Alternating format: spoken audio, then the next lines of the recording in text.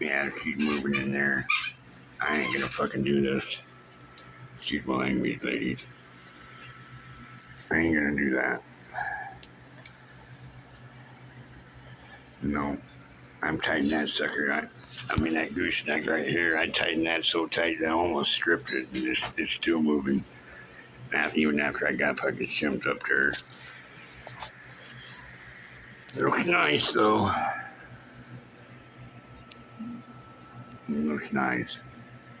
But no go on it. That's a fail. Not a fail, but just a learning experience.